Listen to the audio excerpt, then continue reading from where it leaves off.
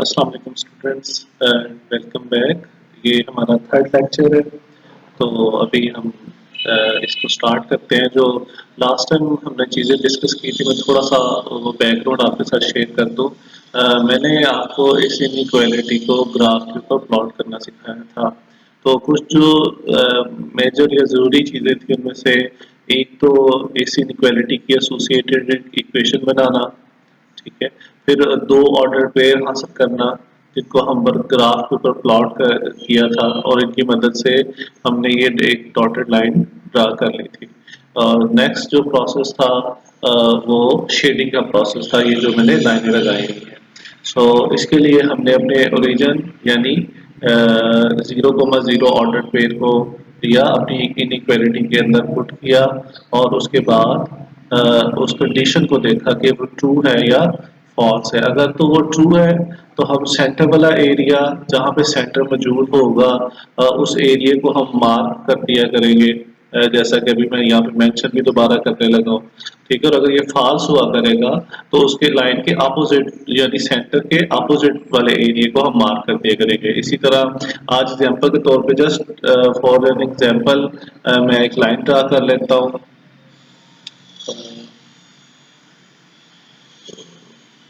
ये मैंने एक लाइन ले ली,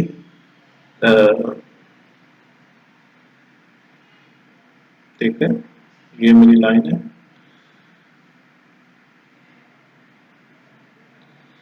अब अगर इस लाइन की कंडीशन 0,0 वाली अगर ट्रू होती तो ये वो सेंटर वाला एरिया बनता, तो मैं इसको इस तरह मार्क कर देता। और अगर ये फॉल्स होती तो फिर इस लाइन के अपोजिट यानी सेंटर के अपोजिट वाला जो एरिया है लाइन के उस एरिया को मैं मार्क कर देता। तो यही मोस्ट इम्पोर्टेंट थिंग्स है हमारे पास समझने वाली इस लेक्चर के अंदर। अब हम अपना मूव करते हैं नेक्स्ट लेक्चर के ऊपर। नेक्स्ट लेक्चर की तरफ जाते हुए हम कुछ चीज़ें जो आज हम बहुत डिस्कस करने वाले हैं, तो वो हम अपने जो ग्राफ पेपर हमें मिलता है इसके बारे में छोटी छोटी चीज़ें मैंने सोचा कि पहले डिस्कस कर ली जाए।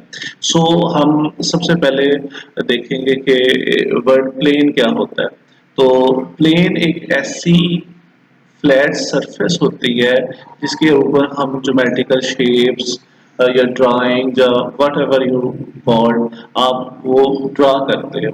तो अभी ये टू डिमेंशनल होती है। टू डिमेंशनल सरफेसेस ऐसी होती हैं जिसकी हम लेंथ और विड्थ माप सकते हैं, ठीक है। तो इसके अंदर हाइट वाला कॉन्सेप्ट नहीं होता, वो थ्री डिमेंशन के अंदर आता है। सो एक flat flat two dimension surface on where we draw mathematical shape। तो ये हमारे पास प्लेन की सादा सी डेफिनेशन आ जाएगी।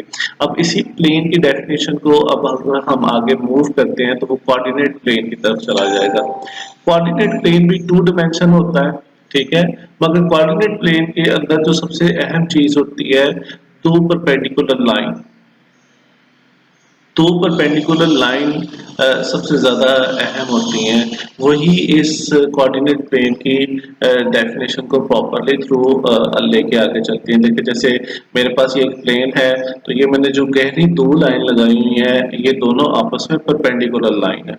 अब ये परपेंडिकुलर लाइन अलग अलग प्रॉपर्टी रखती है, इनके अलग अलग नेम है। तो मेरे पास एक वाई एक्सिस होगी और एक एक्स एक्सिस होगी, मैंने डेफिनेशन साथ लिखी हुई है। The vertical line in coordinate plane is known as Y axis. तो जो वर्टिकल लाइन है ये वाली जो सी है जिसको मैं एरो से भी शो करने लगा हूँ, ठीक है, ये सारी की सारी ये वाई एक्सिस है। अब वाई एक्सिस के ऊपर दो तरह की क्वांटिटीज होती हैं, एक पॉजिटिव क्वांटिटीज होती हैं, एक नेगेटिव क्वांटिटीज होती हैं। तो अभी थोड़ी देर बाद मैं इसको भी एक्सप्लेन कर देता हूँ कि ये किस वजह से क्रिएट करती हैं होती हैं। इसी तरह एक्स एक्सिस जो हॉरिजॉन्टल लाइन होती है कोऑर्डिनेट प्लेन के अंदर, वो मेरे पास एक्स एक्सिस कहलाती है। तो ये जो हमारे पास ये वाली लाइन है सारी की सारी ये मेरे पास एक्स एक्सिस है, बिल्कुल वाई एक्सिस की तरह।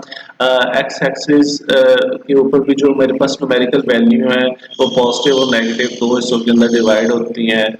आधे हिस्से को हम पॉजिटिव एक्स एक्सिस बोलते हैं और आधे हिस्से को नेगेटिव एक्सिस बोलते हैं। तो इसी तरह नेक्स्ट जो चीज़ है वो हमारे पास ओरिजिन है। ओरिजिन वो जगह होती है जहाँ पे ये दोनों लाइनें आपस में एक दूसरे को इंटरसेक्ट करती हैं या कट करती हैं, तो ये वो जगह है जो ओरिजिन है। नॉर्मली इसकी जगह पे हम खाली ज़ीरो लिख देते हैं, मगर अभी जब मैं आपको फर्दर बता दूंगा ऑर्डर्ड पेयर के बारे में, तो यहाँ पे इसकी ऑर्डर्ड पेयर की प्लेसमेंट हो जाएगी। अच्छा, अब जो ओरिजिन है वो डिसीजन लेता है, क्योंकि वहाँ पे जीरो पॉइंट होता है, तो इसके राइट साइड अगर मैं एक्स एक्सिस की बात करूँ तो राइट साइड के ऊपर जितने भी पॉइंट होंगे, जैसा कि आप देख रहे हो, ठीक है, ये सारे के सारे पॉजिटिव होंगे, और जो लेफ्ट साइड के ऊपर होंगे वो सारे के सारे नेगेटिव होंगे। इसी तरह अगर मैं वाई एक्सिस की बात करूं तो वाई एक्सिस की अपर साइड जो सी है वो सारी की सारी पॉजिटिव न्यूमेरिक्स के साथ होगी, जबकि जो बिलो साइड है या डाउनवर्ड साइड है, ठीक है, वो सारी की सारी नेगेटिव के साथ होगी। अब जब हम कोऑर्डिनेट प्लेन की बात कर रहे हैं, तो कोऑर्डिनेट प्लेन के ऊपर कोई भी शेप ड्रा करने के लिए या किसी तरह के भी अगर हम कोई भी मैथमेटिकल वर्क करना चाहते हैं, तो हमारे पास जो सबसे अहम चीज़ है वो ऑर्डर्ड पेयर है। तो ऑर्डर्ड पेयर हमारे पास इसकी डेफिनेशन, इसका कॉन्सेप्ट क्या है। ऑर्डर पेयर हम इसको भी थोड़ी देर के लिए क्वांटिटी का नाम दे देते हैं। हमारे पास दो एलिमेंट्स हैं, एलिमेंट से मेरा मतलब यहाँ पे वैल्यूज होंगी, वैल्यूज न्यूमेरिकल होंगी, ठीक है। न्यूमेरिकल के अंदर अगर मैं आऊँ तो फिर ये इंटीजर्स होंगे, ठीक है। इंटीजर पॉजिटिव भी हो सकते हैं, इंटीजर नेगेटिव भी हो सकते हैं। तो अगर मैं उनको x कोमा वाई की सूरत में लिख दूं और इसको स्मॉल ब्रैकेट्स के अंदर बंद कर दूं, तो ये एक ऑर्डर्ड पेयर कहलाएगा। ऑर्डर्ड पेयर अभी आप लोगों ने जैसे यहाँ सामने लिखा भी हुआ है, तो इसमें हमेशा सबसे पहले x की वैल्यू और उसके बाद y की वैल्यू आएगी। x की वैल्यू वो वैल्यू होगी जो हम x एक्सिस के ऊपर काउंट कर रहे होंगे, वो पॉजिटिव भी हो सकती है और वो नेगेटिव भी हो सकती है। इसी तरह जो y वाली है वो क्वांटिटी होती है या वो न्यूमेरिकल वैल्यूज होती हैं जो हम y एक्सिस के ऊपर काउंट करते हैं, ठीक है। अगर फॉर एग्जांपल अभी थोड़ी देर के लिए मैं आपको जस्ट समझाने के लिए एक कोऑर्डिनेट लिख लूँ -3,5, तो ये मेरे पास एक ऑर्डर्ड पेयर है। इस ऑर्डर्ड पेयर को अगर मैंने इस ग्राफ के ऊपर प्लॉट करना है, तो सबसे पहले मैं एक्स एक्सिस के अलोंग डिस्टेंस कवर करूंगा।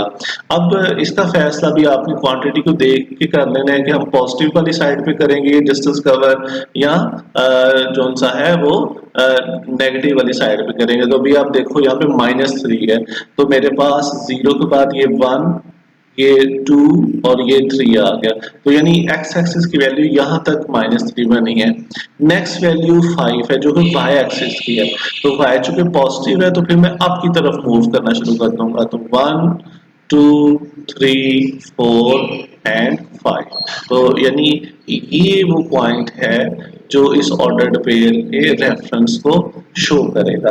तो यानी यहाँ पे मेरे पास ये इस पॉइंट की जो वैल्यू आ जाएगी वो -3,5 आ गए।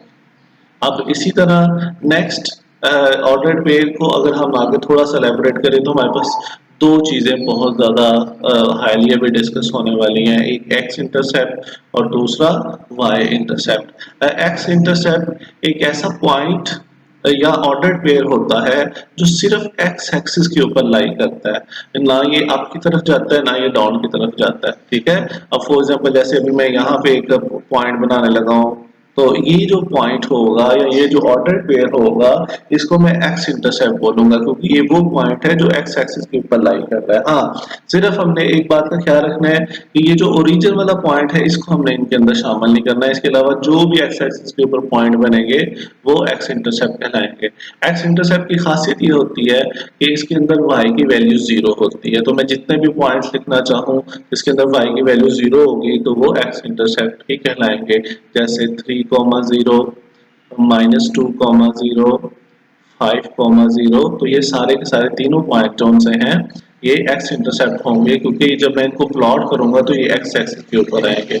इसी तरह जो नेक्स्ट हमारे पास वाई इंटरसेप्ट है, वाई इंटरसेप्ट ऐसे पॉइंट्स होंगे जो वाई एक्सिस के ऊपर लाई करेंगे, ठीक है। तो वाई एक्सिस के ऊपर अगर ये लाई करेंगे तो फिर इनकी वैल्यू कुछ होंगी 0,3 0,5 0,-3।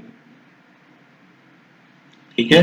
यहाँ पे अब हम एक्सिस के अलॉन्ग कोई डिस्टेंस नहीं कवर करेंगे। तो अगर देखो फॉर एग्जांपल मैं इस पॉइंट को प्लॉट करना चाहता हूँ, तो अभी देखो जैसे पहले हम इस पॉइंट के लिए -3 की तरफ गए तो हम यहीं पे 0 पे रुक जाएंगे।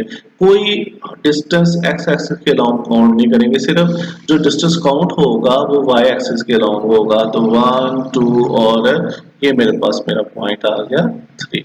तो यानी ये वो पॉइंट है जिसके अंदर 0 एक्स के लॉन्ग मैंने कवर किया है और 3 कौन सा है डिस्टेंस वो वाई एक्सिस के ऊपर कवर किया है। अब इसी तरह अगर ये इस वाले पॉइंट को मैं मेंशन करना चाहूँ तो ये मेरे पास आ जाएगा, मैंने एक्स एक्सिस के लॉन्ग 5 डिस्टेंस कवर किया है और वाई एक्सिस के लॉन्ग 0 डिस्टेंस कवर किया है। अब अगर आप थोड़ा सा मेरी बातों से आपको अंदाजा हो गया होगा कि जब भी हम किसी ऑर्डर्ड पेयर को प्लॉट करते हैं तो फर्स्ट जो डिस्टेंस हम कवर कर रहे होते हैं वो एक्स एक्सिस के अलॉन्ग कर रहे होते हैं और फिर वाई एक्सिस का डिस्टेंस जो है कवर होता है। तो यही इसकी जो सी है रूल्स रहेंगे और इसी तरह हम आगे चलते रहेंगे। अब अगर मैं अपने ग्राफ को आगे लेके जाऊं तो ये टोटल 4 क्वाड्रेंट्स के अंदर जो सा है वो डिस्ट्रीब्यूटेड होता है। क्वाड्रेंट 1, क्वाड्रेंट 2, क्वाड्रेंट 3 और क्वाड्रेंट 4। अब हर क्वाड्रेंट एक्सिस के दो बाजुओं से मिलकर बनता है और इस क्वाड्रेंट के अंदर आने वाला ऑर्डर पेयर इन्हीं बाजुओं के ऊपर जो क्वांटिटी इसका मैग्नीट्यूड होता है उनकी साइन डिसाइड कर देता है। मसलन अगर मैं क्वाड्रेंट 1 की बात करता हूँ तो वो इस एक्सिस और इस एक्सिस से मिलकर बनता है। इसमें से एक वाई एक्सिस है और एक एक्स एक्सिस है। तो अभी अगर आप दोनों बाजुओं को देखो तो ये दोनों के दोनों बाजू जो से वो पॉजिटिव क्वांटिटीज को होल्ड करते हैं। तो यानी क्वाड्रेंट 1 के अंदर जितने भी ऑर्डर्ड पेयर आएंगे, ठीक है, वो पॉजिटिव क्वांटिटीज के साथ होंगे। तो ये मैंने ऊपर मेंशन भी कर दिया। इसी तरह क्वाड्रेंट 2 जो है वो मेरे पास एक पॉजिटिव वाई और एक नेगेटिव एक्स एक्सिस के साथ मिलकर बनता है। तो इसके अंदर एक्स एक्सिस की वैल्यू नेगेटिव जबकि वाई एक्सिस की वैल्यू पॉजिटिव होगी। थर्ड क्वाड्रेंट के अंदर दोनों नेगेटिव, जबकि फोर्थ क्वाड्रेंट के अंदर मेरे पास जो एक्स एक्सिस की क्वांटिटी है वो पॉजिटिव जबकि वाई एक्सिस चूंकि इसका दूसरा बाजू है वो वाई एक्सिस के ऊपर है तो वो बिलो के ऊपर है, बिलो की तरफ डायरेक्शन कर रहा है, डाउनवर्ड की तरफ कर रहा है। तो इसके ऊपर नेगेटिव क्वांटिटीज आती हैं तो इसी लिहाज से उसका माइनस आ जाएगा। अब जब हम अपना चैप्टर नंबर 5 के लिहाज से अगर इसको डिस्कस करें तो जो मेरा प्लेन है वो upper half, lower half, left half plane और राइट हाफ प्लेन के अंदर डिवाइड होगा। तो अब ये हम कैसे डिसाइड करेंगे? एक्स एक्सिस जो सा है वो मेरे पास इन दोनों को डिफाइन करेगा। यानी अपर हाफ और लोअर हाफ जो प्लेन है वो एक्स एक्सिस डिसाइड करेगा। तो अगर मेरे पास अभी देखें, अगर ये मेरे पास ये मेरी एक्स एक्सिस है, ठीक है, तो इसके जो ऊपर वाला हिस्सा है सारे का सारा, ठीक है, ये वाला मेरे पास हिस्सा सारे का सारा जो सा है ये अपर हाफ कहलाएगा। और इस एक्सिस के जो बिलो वाला सारे का सारा एरिया है यानी इसके अंदर दोनों क्वाड्रेंट शामिल हो जाएंगे, ये जो सा है मेरे पास है लोअर हाफ कहलाएगा। इसी तरह अगर हम नेक्स्ट देखें तो मेरे पास आ जाता है लेफ्ट हाफ और राइट हाफ। तो इसका जो डिसीजन है वो वाई एक्सिस लेगा। वाई एक्सिस इन दोनों का डिसीजन लेगा। अब कैसे लेगा? अब अगर आप देखो तो मेरे पास जो वाई एक्सिस है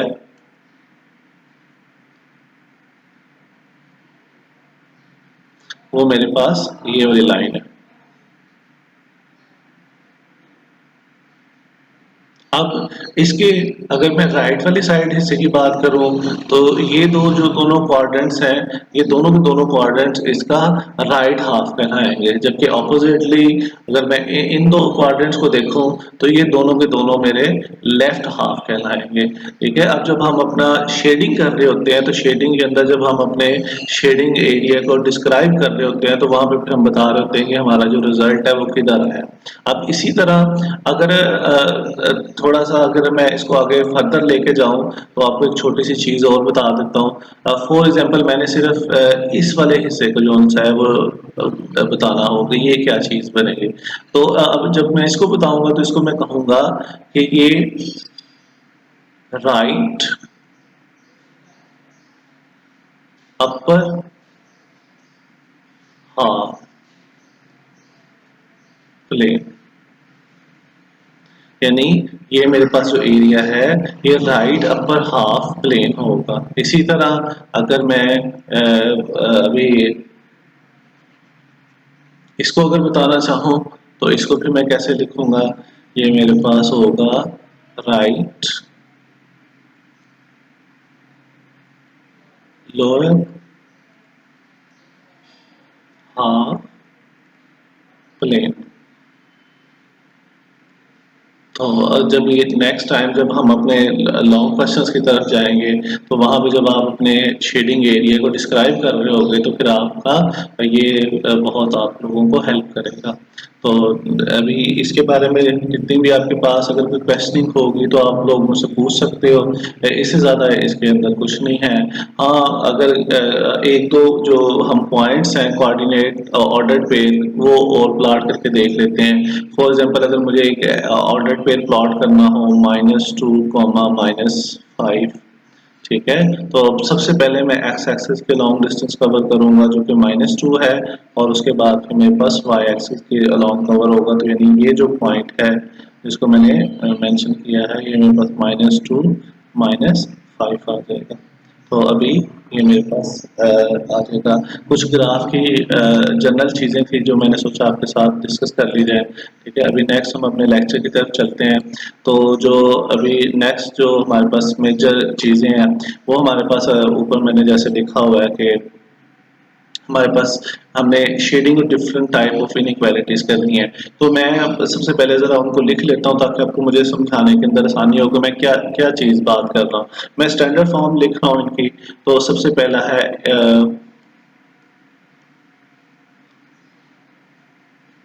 a x plus b y less than सी।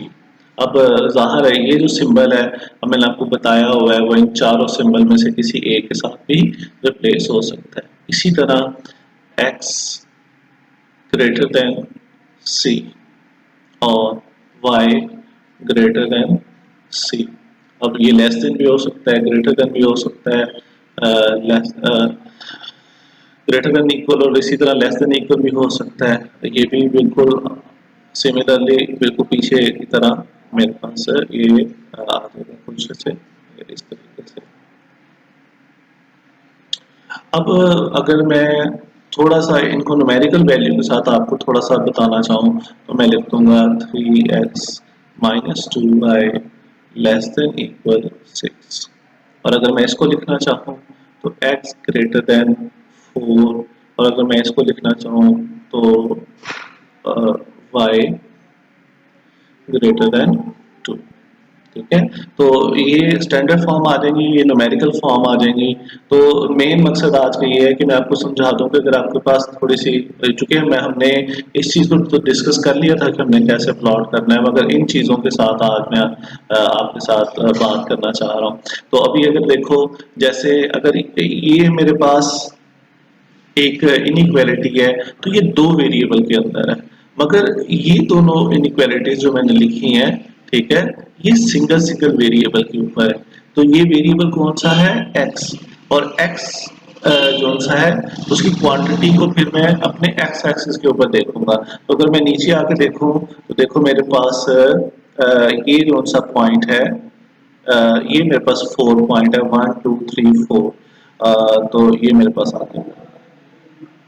ठीक है, अब लास्ट टाइम हमने नंबर लाइन के लिहाज से डिस्कस किया था, तब चूंकि यहाँ पे मेरे पास 2 डायमेंशनल प्लेन है या कोऑर्डिनेट प्लेन है, तो नेक्स्ट काम आप क्या किया करोगे, इस 4 के ऊपर आप एक वर्टिकल लाइन ड्रा कर लिया करोगे।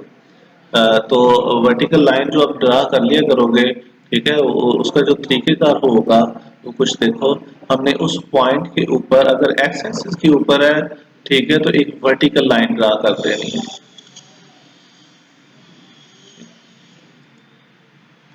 ठीक है, अगर मेरे पास वो जो पॉइंट है वो एक्स एक्सिस के ऊपर है तो वर्टिकल। नेक्स्ट मैंने देखना है कि मेरी इनइक्वालिटी क्या कह रही है। तो अब देखो यहाँ पे कह रही है कि x ग्रेटर देन 4 होगा, तो इसका मतलब है ग्रेटर देन 4 यानी 5 6 7 8, तो फिर मैं ये वाला एरिया जो सा है इसको शेड कर दूंगा।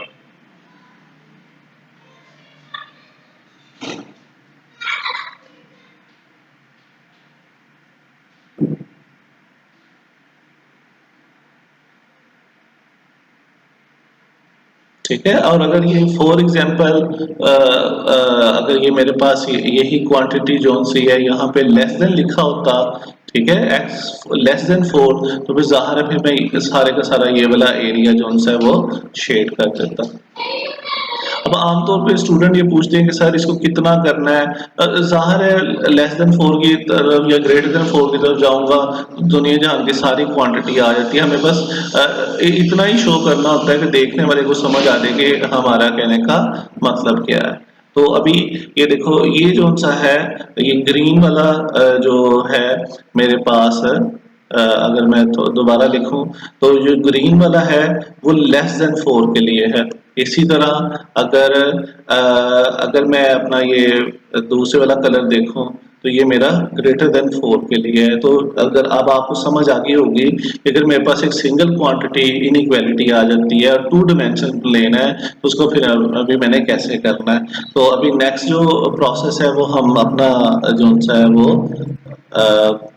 लगाए वाई एक्सिस के ऊपर जो सा मेरे पास पॉइंट है उसको मैं आपको बताता हूँ। अभी देखो जैसे ये वाला पॉइंट है, ठीक है, तो सबसे पहले मैं देखूंगा कि वाई एक्सिस के ऊपर क्वांटिटी कौन सी है, तो क्वांटिटी 2 है और पॉजिटिव है। तो अब ये मेरे पास 2 पॉजिटिव आ गया, ये मैंने वो उस पॉइंट को मेंशन कर लिया। अब इस पॉइंट से मैं एक लाइन ड्रा कर दूंगा।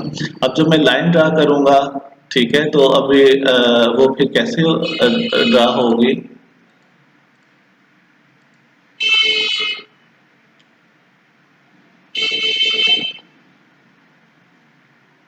ये मेरे पास आ जाएगी।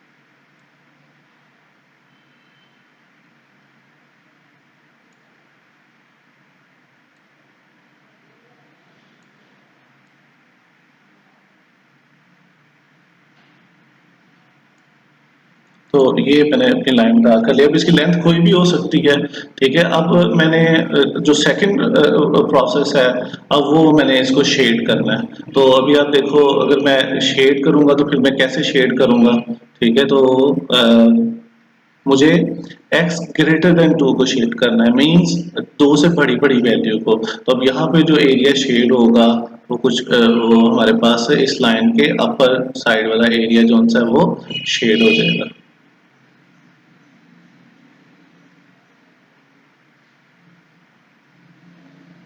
तो हो लिया। इसी तरह अगर ये y लेस देन 2 होता तो फिर मैं बिलो वाला एरिया जो सा वो शेड कर देता। तो ये मेरे पास आ जाएगी। नेक्स्ट अभी जो चीज हम डिस्कस करने लगे हैं तो वो मेरे पास आ जाएगी। अगर मैं देखूं तो x ग्रेटर देन 0 हो जाता, ग्रेटर देन इक्वल टू या ग्रेटर देन 0, इसी तरह y ग्रेटर देन 0 हो जाता। तो फिर ये चीजें कैसी होती। तो अब आप को लास्ट टाइम अभी अभी थोड़ी देर पहले जब मैं ग्राफ को आपको बता रहा था तो ये वो जगह है जिस जगह पे मेरा जीरो जो सा है वो लाई कर रहा होता है, ठीक है। तो अब मैंने ग्रेटर देन 0 की बात की है, ठीक है। तो ग्रेटर देन 0 का मतलब है कि सारी x की वैल्यू जो पॉजिटिव होंगी। तो अब अगर पॉजिटिव होंगी तो फिर अब मेरे पास जो एरिया शेड होगा वो मेरे पास जो एरिया है वो ये वाला शेड होगा।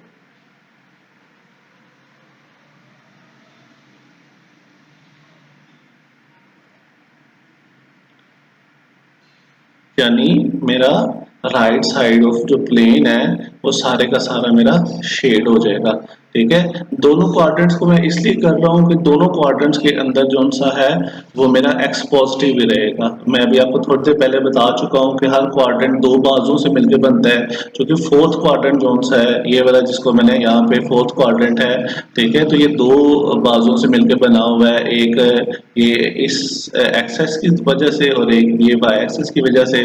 तो फिर मैंने ये दोनों जोन से हैं वो प्लेन जोन से हैं, दोनों क्वाड्रेंट जोन से हाईलाइट करती हैं। इसी तरह अब अगर मैं अपनी वाई एक्सिस की तरफ देखूं तो यहाँ मैं थोड़ा सा चेंज कर दूंगा, मैं पॉजिटिव को नहीं, मैं Y less than equal to zero को शेड कर देता हूँ, ठीक है। तो अब वाई लेस देन जीरो का मतलब होगा कि वाई की वो क्वांटिटी जो जीरो से छोटी छोटी है, मीन नेगेटिव। तो सबसे पहले वाई एक्सिस के ऊपर हम देखते हैं नेगेटिव क्वांटिटी इधर है, तो यानी अब हमने जो एरिया शेड करना है वो मेरे पास आ जाएगा ये वाला।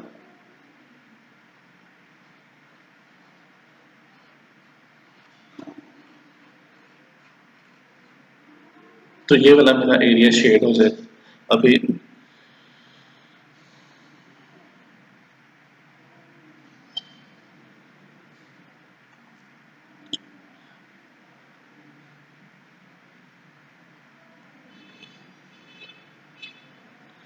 नेक्स्ट मैंने आपकी एक्सरसाइज 5.1 में से एक्सरसाइज के ये क्वेश्चन चूज किए हुए हैं।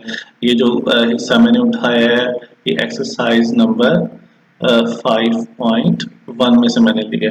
तो बेसिक पर्पस आपको आज ये समझाना था कि अगर हमारे पास दो इनइक्वालिटीज आ जाती हैं, दो वेरिएबल वाली, और साथ कोई फर्दर कंडीशन आ जाती है, जैसे देखो ये वाली लिखी हुई है, तो अब हम क्या करेंगे, अब हमारा जो सा है वो प्रोसेस कैसे चलेगा। तो लेट्स सी, अब इसको देखते हैं कि हम इसको कैसे लेके जाएंगे। तो अभी सबसे पहले मैं अपना क्वेश्चन ले लूँगा। तो जो मैं क्वेश्चन ले रहा हूँ वो आपके लिए मैं पार्ट नंबर 6 को ले रहा हूँ, ठीक है। तो यहाँ से हम बहुत छोटी छोटी चीज़ें जो सी हैं वो सीख लेंगे। तो पार्ट नंबर 6 मेरे पास आ जाएगा 3x plus 7y less than equal 21 और 2x माइनस वाई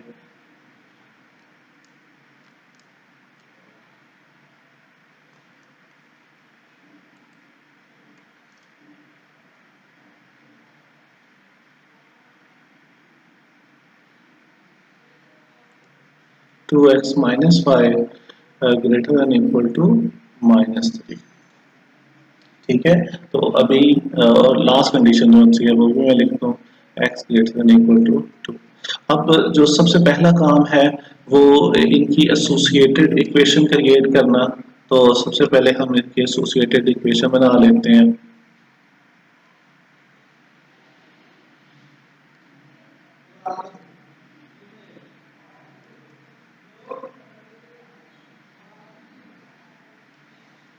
अब जब एसोसिएटेड इक्वेशन में बनाऊंगा तो मैं सिर्फ डबल इनइक्वालिटी, जो दो वेरिएबल वाली इनइक्वालिटीज हैं उन्हीं की क्रिएट करूंगा।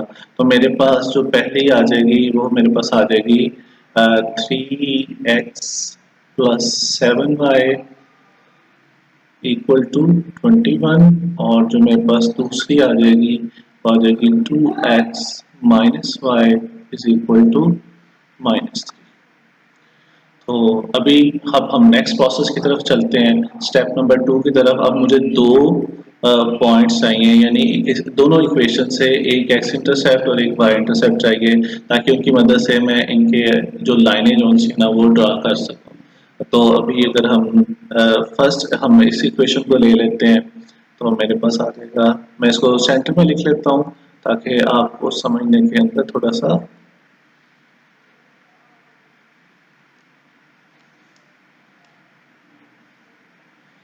समझने में थोड़ी सी आसानी है। तो मेरे पास आ जाएगा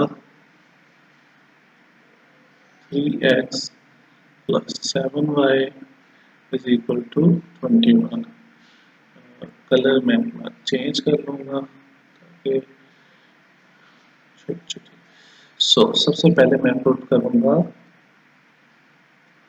x is equal to 0, 3 into 0 plus 7y is equal to 21, और मेरे पास आ जाएगा 7y इज इक्वल टू 21 और y मेरे पास आ जाएगा 3।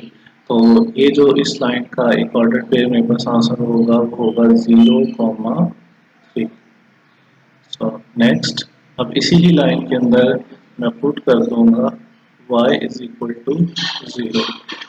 तो 3x plus 7 into 0 is equal to 21। 3x is equal to 21 और x इज इक्वल टू 7। और यहाँ से जो मुझे अपना ऑर्डर पेयर मिलेगा वो मेरे पास मुझे मिलेगा 7,0। अब आपको अंदाज़ा हो गया होगा कि ये हमारे पास एक x इंटरसेप्ट है और दूसरा y इंटरसेप्ट है। ठीक है। इसी तरह अभी हम अपनी जो सी है दूसरे वाली इक्वेशन को लेते हैं, जो कि है मेरे पास 2x minus Y is equal to -3। और मैं अपना सबसे पहले मैं पुट कर देता हूँ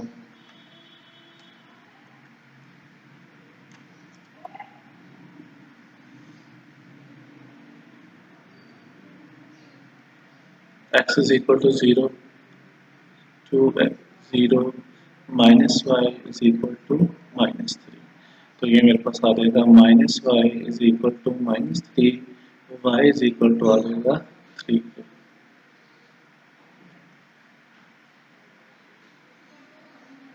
नेक्स्ट मेरे पास जो आ जाएगा put y is equal to 0। तो मेरे पास आ जाएगा 2x minus 0 is equal to -3, 2x is equal to 3 और x इज इक्वल टू 3/2।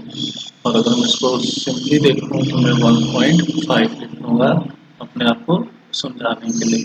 तो अब यहाँ से जो मुझे ऑर्डर पेयर हासिल होगा वो मुझे होगा 0,3। जबकि यहाँ से जो मुझे ऑर्डर पेयर हासिल हो रहा है वो 1.5, 0। इसको मैं C का नाम दे दूंगा और इसको मैं D का नाम दे दूंगा। अब मेरे पास मेरी दो इनइक्वालिटीज आ गई हैं। ठीक है, दोनों इनइक्वालिटीज को मैंने इक्वेशन के अंदर चेंज करने के बाद उनके इंटरसेप्ट्स मालूम कर लिए हैं ताकि मैं एक लाइन ड्रा कर सकूं इनकी। ठीक है, तो सबसे पहले अभी मैं अपनी फर्स्ट लाइन जो सी है वो उसके इंटरसेप्ट को प्लॉट करूंगा। ठीक है, ये जो इक्वेशन नंबर मेरे पास 1 है और ये मेरे पास इक्वेशन नंबर 2 है। तो मैं इक्वेशन नंबर 1 के जो इंटरसेप्ट्स हैं इनको प्लॉट कर रहा हूँ। ठीक है, तो अभी जो मैं अपनी प्लॉटिंग है उसको मैं ज़रा रेड कलर से कर दूंगा। ठीक है, ताकि तो अच्छी तरीके से वो विजिबल हो जाए। ठीक है, तो ये मेरे पास आ जाएगा। तो सबसे पहला इंटरसेप्ट है 0,3। अब ज़ाहिर है यहाँ पे x एक्सिस की वैल्यू 0 है तो ये y एक्सिस के ऊपर प्लॉट होगा। तो ये वो पॉइंट है जहाँ पे मेरा ये पॉइंट हो जाएगा। और चूंकि मैंने इसको a का नाम दिया हुआ है तो मैं छोटा सा यहाँ पे a लिख भी देता हूँ ताकि मुझे याद रहे। इसी तरह नेक्स्ट जो सा है मेरे पास पॉइंट है 7,0। तो 7,0 इधर आ जाएगा। अब मैं आपको ये सारा पहले एक्सप्लेन कर चुका हूँ ये मैं कैसे काउंट कर रहा हूँ। ठीक है, और अगर किसी को इस बात की समझ नहीं आती तो मैं फिर वो जो अपना स्टार्टिंग वाला पार्ट है उसको ज़्यादा एलेबोरेट कर दूंगा, वो आप मुझे शेयर कर देना। तो अभी हम इसकी लाइन ड्रा करेंगे। ठीक है, जो इन दोनों पॉइंट में से पास हो रही होगी तो मेरे पास आ जाएगा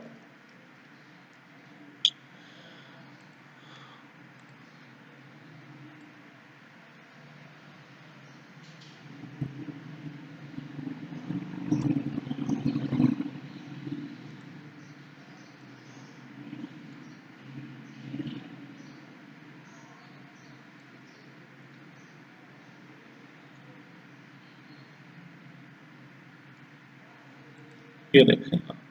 तो ये वो मेरे पास लाइन ड्रा हो गई है। ठीक है, जो मेरे पास लाइन इसकी मदद से मिलके मिलनी थी। अगर आप चाहो तो आप इसको ऊपर लिख भी सकते हो इसके ऊपर। ठीक है, तो मैं अगर लिखना चाहूँ तो ये मेरे पास आ जाएगी 3x plus 7y is equal to 21। ठीक है, और अगर आप नहीं भी लिखना चाहते तो कोई प्रॉब्लम नहीं है। ठीक है, तो मैं फिर इसको नहीं लिखूंगा क्योंकि मुझे आगे और भी ज़्यादा काम करना है। तो मैं नहीं चाहता मेरे ग्राफ के ऊपर बहुत ज़्यादा लिखा जाए और गान पड़े तो जिसको समझना बाद में थोड़ा सा मुश्किल हो जाए। नेक्स्ट जो सा है अभी मेरे पास नेक्स्ट तो 2 पॉइंट्स हैं वो मेरे पास आगे एक छोटी सी मैं मिस्टेक कर गया, मैं ज़रा उसको करेक्ट कर लूँ। ये -3 था, ये भी -3 है और ये -1.5 आएगा और ये -1.5 होगा। तो हम ज़रा इसको करेक्ट कर लें। अभी जो नेक्स्ट पॉइंट मैं प्लॉट कर रहा हूँ, ठीक है, उसको मैं ग्रीन कलर के साथ शो कर दूंगा। तो अब सबसे पहले मैं इस पॉइंट को प्लॉट करूंगा, ठीक है, जो कि मेरे पास है 0,3।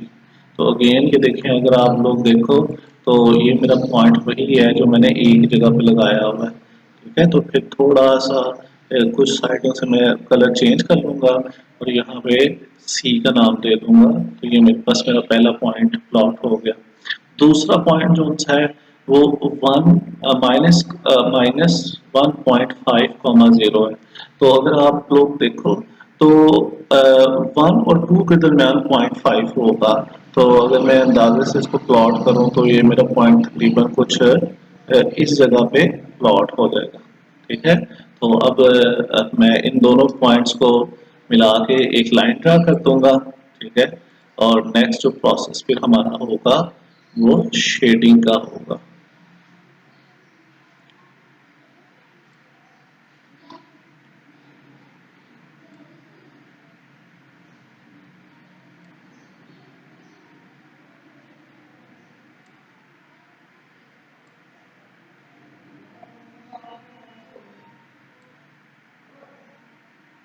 अब ज़ाहिर है आपके पास स्केल मौजूद होगा।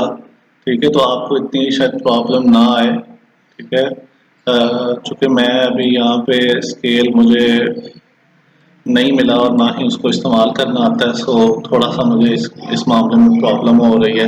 अभी नेक्स्ट जो सा है, इन दोनों की मैंने शेडिंग करनी है। ठीक है, तो अभी जिस जिस कलर में मैंने इनको इनकी लाइन को लिखा हुआ है तो मैं उनकी वैसे ही वो ले लूँगा। तो सबसे पहले मैं सेकंड लाइन को ही चेक कर लेता हूँ। तो अब सेकंड लाइन को अब हम चेक कर रहे हैं, तो ये मेरे पास आ जाएगा 2x -y greater than equal -3। तो ये देखिए मैंने अपनी ये वाली इक्वेशन जो सी है, ये वाली इक्वेशन नीचे लिखी है। तो अब मैं इसको चुके चेक करूंगा, तो मैं पुट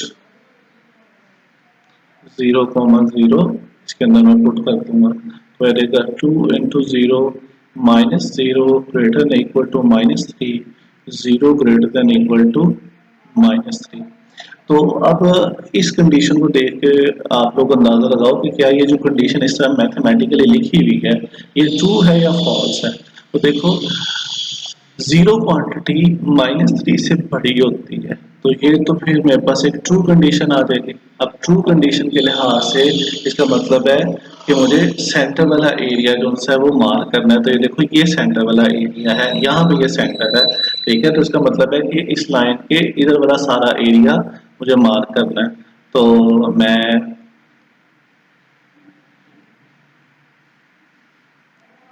अब इसको मार्क कर दूंगा, तो ये मेरे पास आ जाएगा।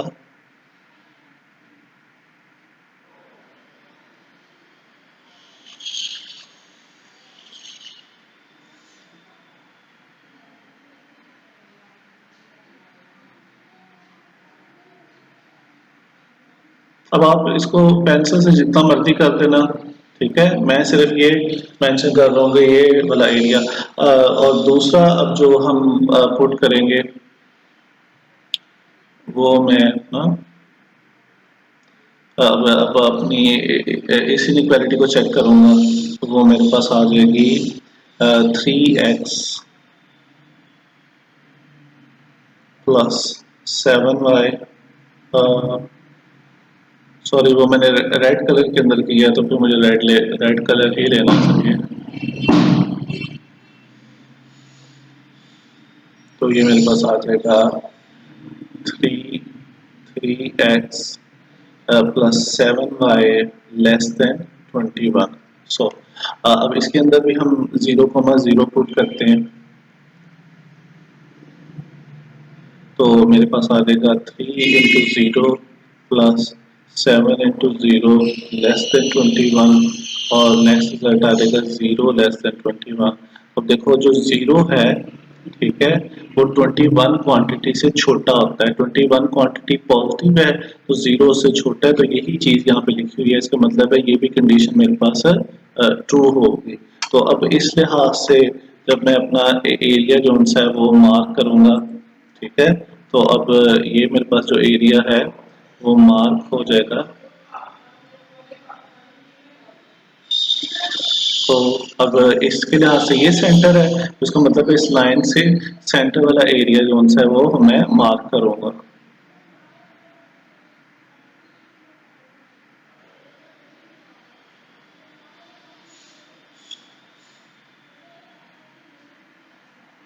ये मेरे पास आ गया, ठीक हो गया।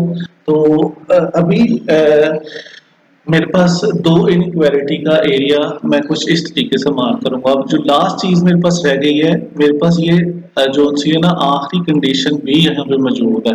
अगर हम देखें तो x greater than equal to 0 लिखा हुआ है, तो इसका अब क्या मतलब है? इसका मतलब ये है कि अब इस कंडीशन को भी हमने अंदर इन करना है। तो अभी मैंने जब आपको लेफ्ट हाफ राइट हाफ के बारे में बता रहा था, तो वहां पे भी मैंने आपको ये चीज एक्सप्लेन की थी कि x ग्रेटर देन 0 का मतलब है कि मेरे पास जो सा है वो, मेरे पास जो राइट हाफ जो सा होगा मेरे प्लेन का, हम उसको डिस्कस करते हैं। तो अब मैं अपने जब लास्ट मैं अपना जो शेडिंग करूंगा, ठीक है, जिसको मैं बिल्कुल ब्लैक कलर के अंदर करूंगा, ठीक है, ताकि सारी चीजें क्लियर हो जाए, तो फिर मैं सिर्फ राइट हाफ के ऊपर करूंगा। तो यहाँ पे आप देखो जरा, तो मेरे पास जो एरिया शेड होगा वो,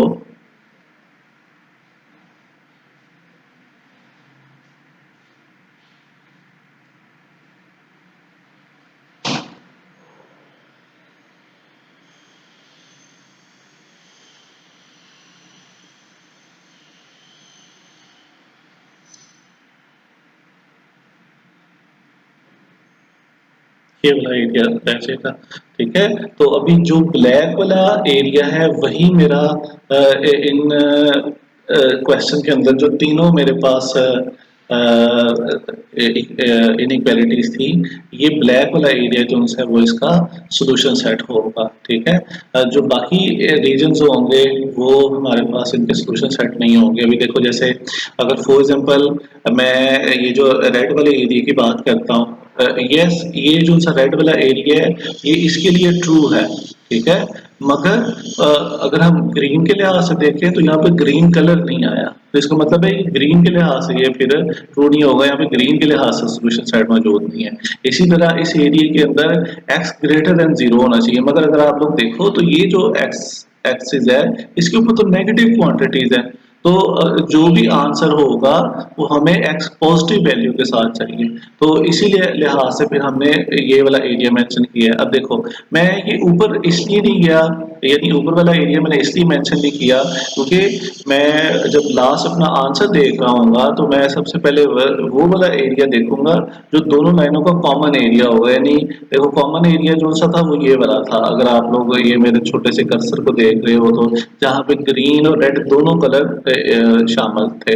और लास्ट कंडीशन को पूरा करते हुए चूंकि x ग्रेटर देन 0 की तरफ जाना था, तो इसीलिए फिर जो ग्रेटर देन 0 वाला एरिया था वो मैंने मार्क कर दिया। तो ये अब मेरा जो नंबर ऑफ इनइक्वालिटीज के साथ जो सा है वो पूरे का पूरा है। इसी तरह अभी यहाँ पे एक छोटी सी मैं कंडीशन जोन सी है ना वो और प्लॉट कर दूंगा ताकि आपको ना एक और चीज बता सकूं।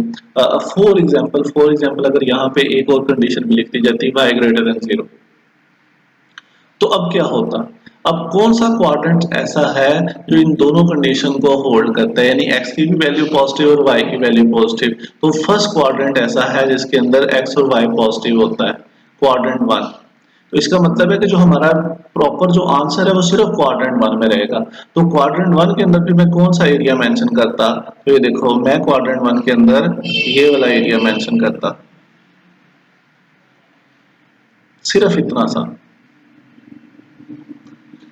बाकी कोई भी हिस्सा जो सा वो मेरे सॉल्यूशन सेट का हिस्सा नहीं बनना था, सिर्फ यही एरिया जो सा है, क्योंकि कंडीशन के मुताबिक मुझे सॉल्यूशन सेट में से वो वाला हिस्सा रखना है जहाँ पे x और y की वैल्यू दोनों पॉजिटिव होंगी। इसी तरह अगर मैं अभी यहाँ पे कंडीशन जो सी थोड़ी सी और चेंज कर देता हूँ, मैंने y लेस देन 0 कर देता हूँ, ठीक है, तो इसका मतलब है x पॉजिटिव है, y नेगेटिव है। तो अब मेरे चौथे क्वाड्रेंट की बात हो रही है।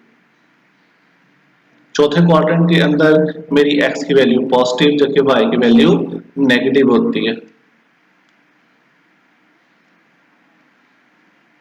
ठीक है। तो अब जब मैं एरिया मार्क करता तो फिर मैं ये वाला सारे का सारा जो सा था रीजन हाईलाइट कर देता, ठीक है। ये सारे का सारा आ जाता, ना ये वाला ना थर्ड क्वाड्रेंट वाला करता, ना सेकंड वाला करता, ना ना ही फर्स्ट वाला करता, सिर्फ फोर्थ वाला करता। तो यानी लास्ट में ये जो कंडीशन है ये बहुत वाइटल है, ठीक है। इनका हमें ख्याल रखना है कि यहाँ पे हमें क्या दिया गया है, और लास्ट के अंदर मैं अपनी क्वेश्चन वाली कंडीशन को दोबारा जो सा वो हाईलाइट कर देता हूँ। मेरा x ग्रेटर देन 0 होगा तो जो मेरी लाइन है वो कुछ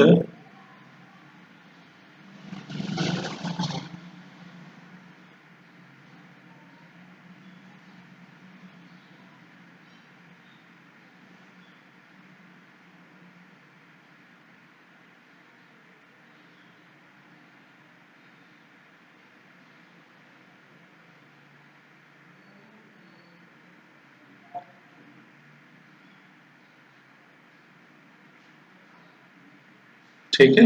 अब आप अपना जो एक्सरसाइज 5.1 है उसको क्वेश्चंस को प्रैक्टिस करना, ठीक है। और जो नेक्स्ट लेक्चर है वो इंशाल्लाह मैं थर्सडे को अपलोड करूंगा। तो उसमें जो मेन हमारा पर्पस होगा उसमें मैं आपके लिए क्वेश्चन सॉल्व करूंगा जो आपने लोगों ने मुझे भेजे होंगे, ठीक है। तो कोई से 3 क्वेश्चन मैं सॉल्व करूंगा आपके लिए, आप लोग पहले से प्रैक्टिस करके रखना, ठीक है। उसमें जो प्रॉब्लम आ रही होगी तो वो फिर बेहतर है कि आप लोग मेरे साथ देख लेना। Okay students, have a nice day, goodbye, ठीक है। अगर आपका इस लेक्चर के बारे में कोई भी क्वेश्चन होगा तो आप लोगों मुझसे पूछ लेना। Thank you very much.